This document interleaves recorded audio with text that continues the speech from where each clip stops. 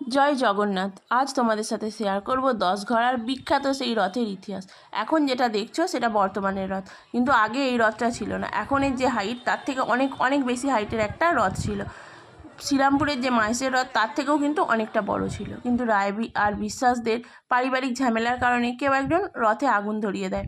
সেই 13 চূড়ার রথ পুড়ে এখন এই লোহার একটা ছোট রথে পরিণত হয়েছে, তাও কিন্তু খুব একটা ছোট নয়।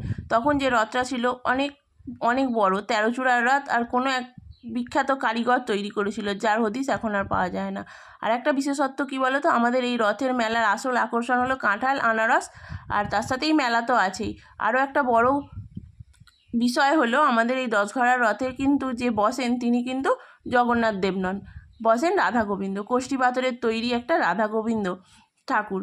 তো এর ইতিহাস জানতে হলে আমার বড় ভিডিওটা কিন্তু জানতে হবে। এইটুকু সময়ের মধ্যে পুরো রথের ইতিহাস কিন্তু শেয়ার করা সম্ভব নয়।